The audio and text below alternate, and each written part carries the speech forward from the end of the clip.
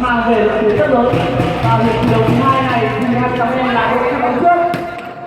Và đội bóng từ rất xa, bóng đều lưới nhưng chưa thể làm tốt được.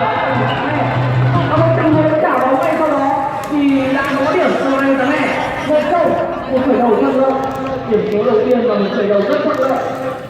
Liệu sau giờ nghỉ giải lao giữa hiệp họ sẽ có thể làm được điều gì đó để đưa trận đấu vào quyết định nào? Như vậy là trận tài chính đang xác định bóng bay ra ngoài sân 2-0.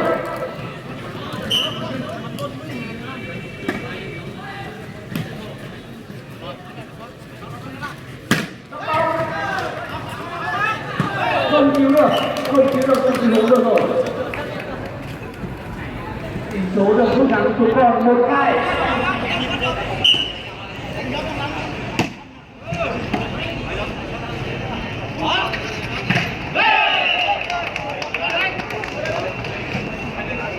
Như vậy là hai đều đội ở tình huống bóng nhưng hàng chắn của cố học viên Lào đã chơi rất tỉnh táo và cảnh giác. Và tất cả bóng rất mạnh. Tiếp theo tình huống tấn công ở trong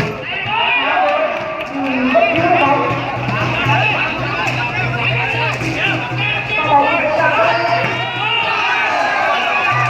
ở tình huống tiếp xúc thì có thể làm bật cao lên và bóng ra ngoài sân, điểm về cho anh Tám E.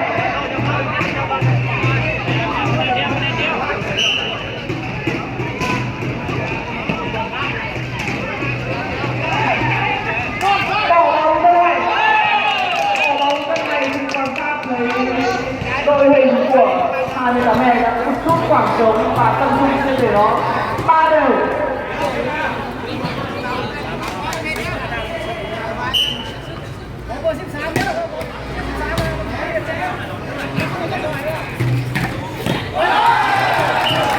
Rất tốt, và ghi điểm rất tốt. Đội nào thắng trong trận bán kết thứ hai này sẽ bước vào trận chung kết, nơi đội đương kim vô địch của giải đấu là đội tuyển lớp D29B đang chờ đợi. Và dù là đấu nào thì chắc chắn trận chung kết vẫn là một trận chung kết trong mơ. Đến từ hai đội tuyển có thể nói là mạnh nhất của khối học viên trong mùa giải năm nay. Muốn vào nhỏ không làm khó được từ một thắng này.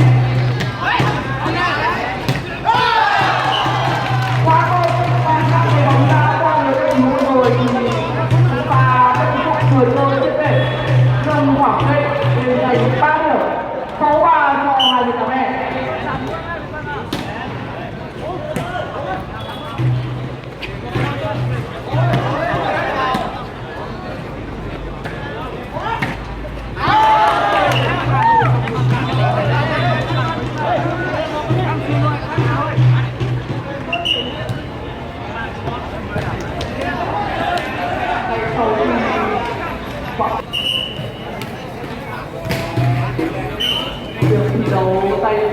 Việc điều bây giờ chưa quảng trường trận đấu ngày hôm nay cũng một phần nào đó ảnh hưởng đến mạnh của 28 em, nhưng ở trong hiệp thứ hai này họ đã làm rất tốt từ hiệp thứ đầu tiên này.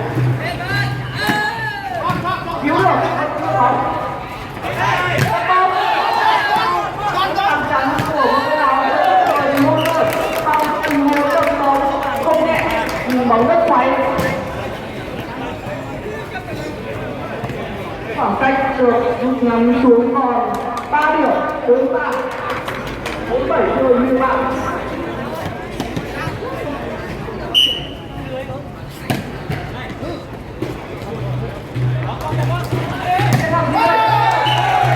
Trong trọng của đội sân của đội tuyển Lào không thể đánh giá ở tình huống bóng về rồi.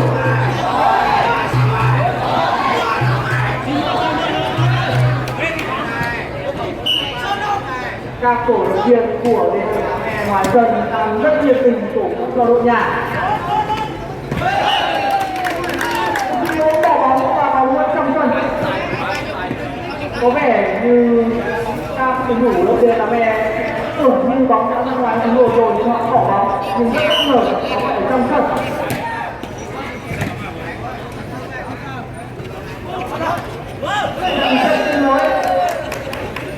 Và trọng tài xác định điểm cho huấn luyện Lào.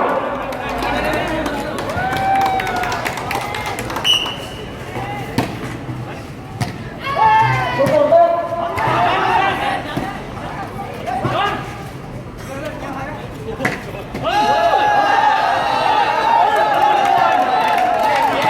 Như vậy là không dịch gì vào lớp tình huống rồi.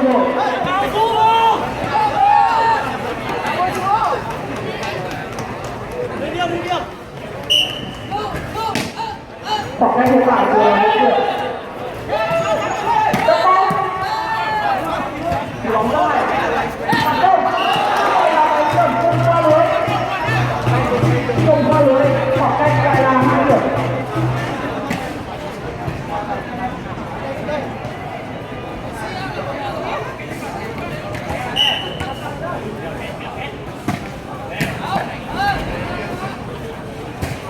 Bóng đường nêu lên rất cao.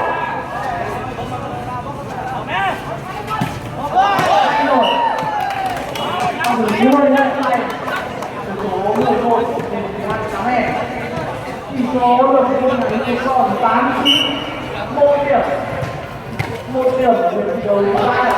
Như vậy đây sau đó bắt đầu ra ngoài sân.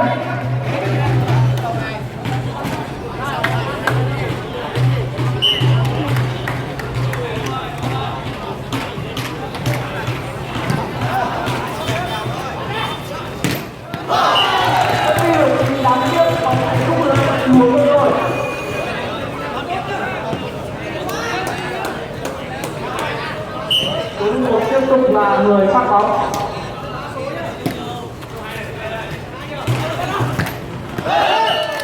Pha trả bóng bằng tình huống trong bóng rất mạnh, lấy lại nhiều điểm cho đội nhà.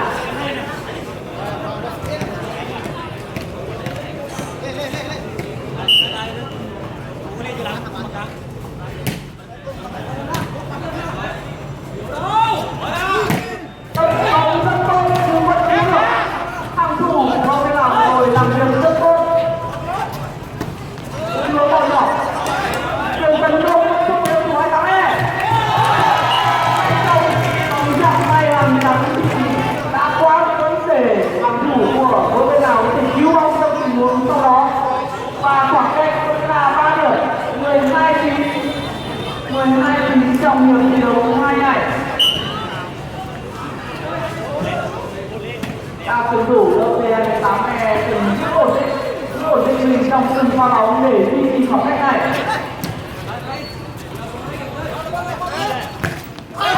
Đáng tiếc, tình huống bóng lỗi ở tay đập bên người của anh thế nào?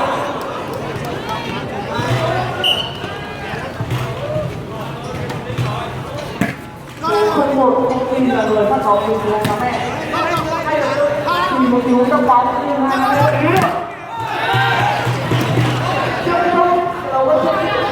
Tình huống này vẫn chuyển tiếp tục rồi.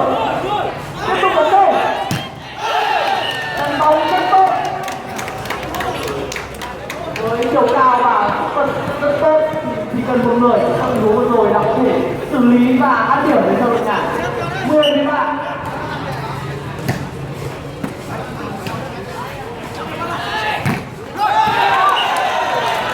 Vậy là vừa rồi thì các quân đã nhảy lên và ghi điểm cho đội nhà. Cũng từ một tình huống đập bóng. Cách quân đang được duy trì an toàn ở mức 4 điểm.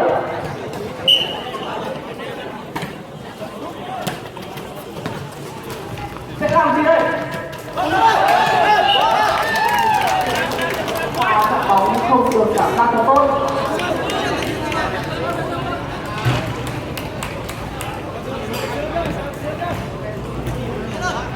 Đối bên Lào là bắt bóng.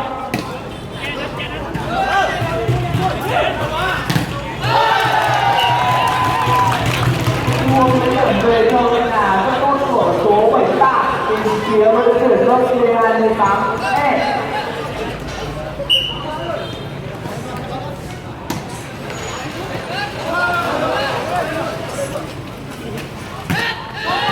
Bóng không và nó được bóng thành công.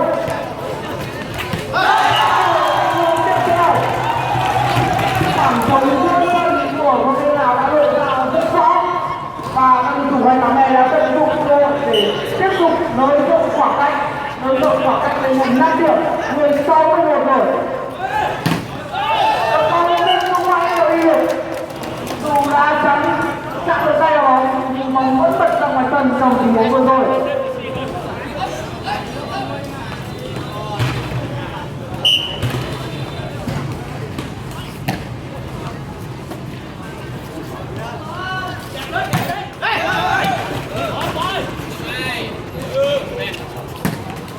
Một tình huống đập bóng lỏng tay. Hai cầu thủ của đội Nước Thắng Hè vừa rồi đều không hiểu ý nhau, không hiểu ý nhau và va vào nhau. Đồng ý là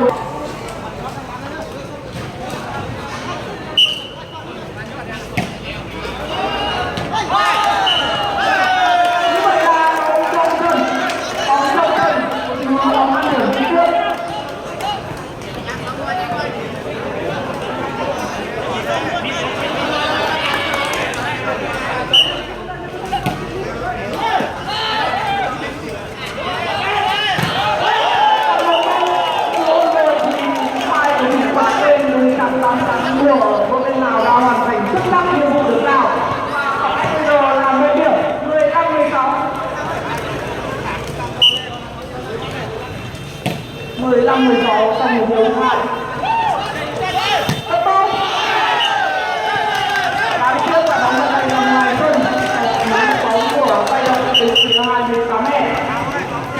Trọng tài có những lời nhắc nhở đối với những cổ động viên tránh xa ra một chút để cho việc quan sát cũng đưa ra những quyết định của mình. Và bật cao bóng của Trần Thanh Lưu. Anh rất lạnh lùng sau khi ghi điểm số về cho đội nhà.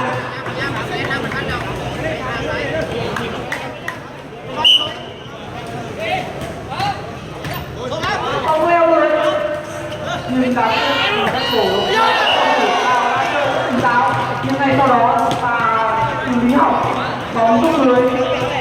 Điểm tiếp tục thuộc về 28 m.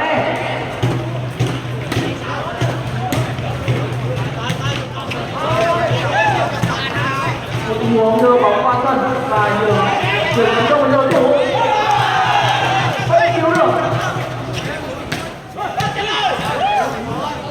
Sẽ làm gì đây? Rất xa với ngoài sân cầu thủ đỡ bất được của hàng thủ bên phía Mông Thiên Bảo. 19-16, 19-16. Liệu các tuyển thủ hai mẹ có thể hoàn thành mục tiêu của mình trong một thi đấu thứ hai hay không? Bóng rất tốt, bóng rất tốt. Cứu bóng được ở trong lúc 1 nhưng và xử lý ở lúc 2 lại không thành công. Bóng rút lưới và điểm số về phía đội Lào.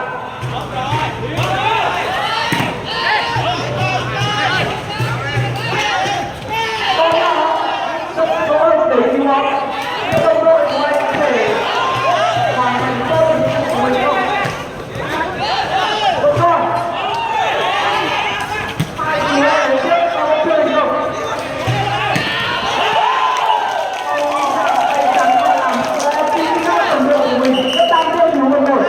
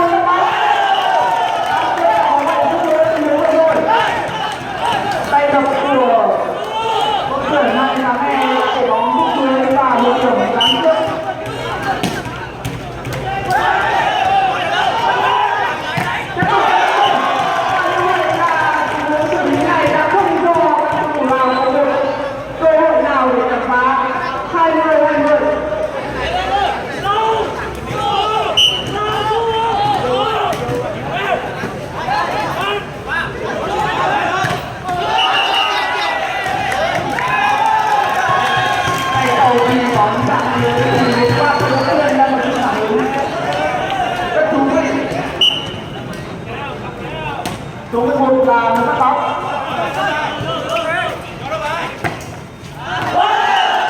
Chưa bỏ bóng xuống phía góc xa. Không thể cứu được bóng đã đi sát đường biên của cuối sân. Hai đội đang giành giật nhau ở từng đường một.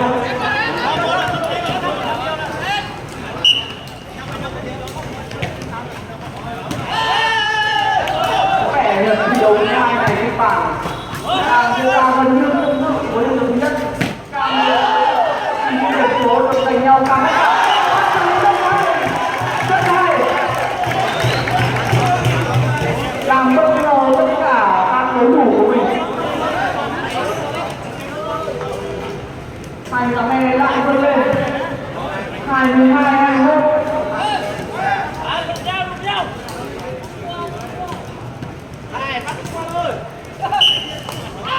Phát bóng. Bóng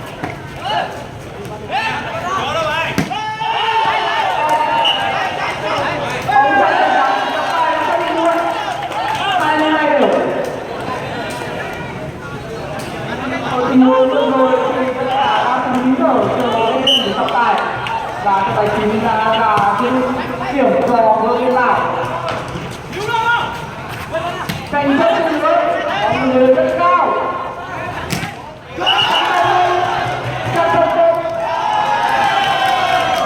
Như vậy là có điểm cho anh Cà Mê rồi.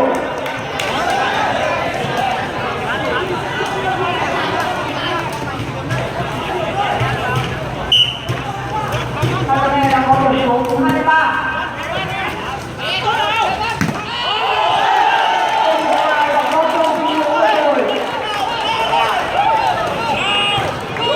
Lại đều rồi.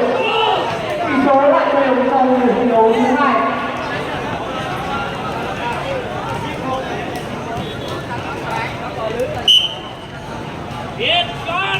Phát bóng. Làm gì đây? Làm tấn công. Tiếp tục theo từ tấn công. Và cả hè vẫn là tấn công. Bóng được đẩy qua và nhìn lên ra rất cao.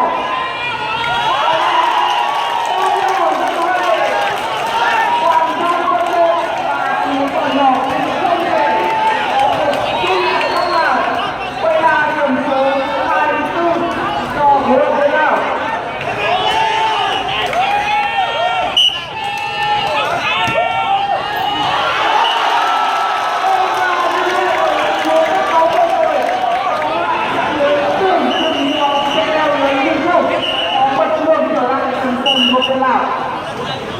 Và điểm số lại tiếp tục đều. Vẫn là đều.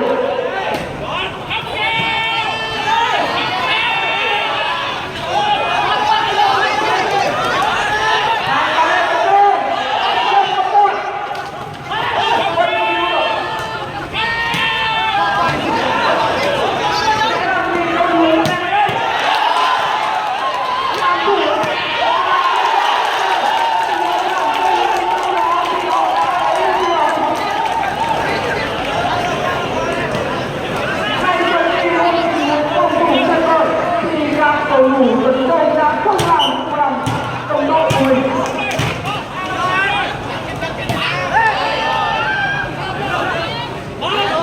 Sẽ là gì đây?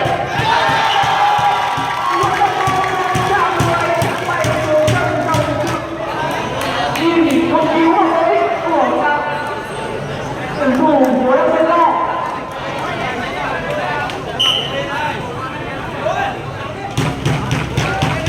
Một tuyển thủ phải bóng bây giờ mang trọng trách rất nặng nề. Họ có thể chiến thắng trận đấu này.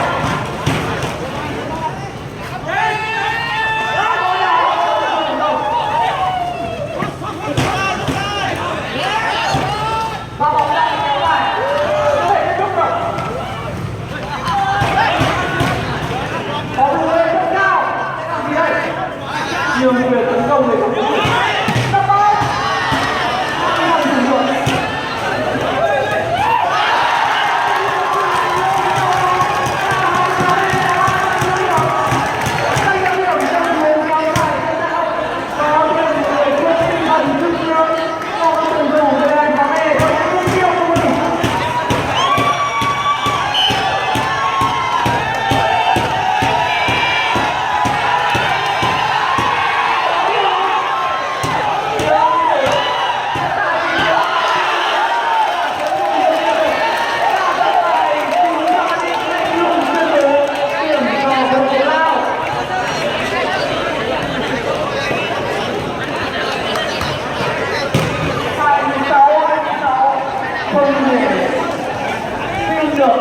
trận đấu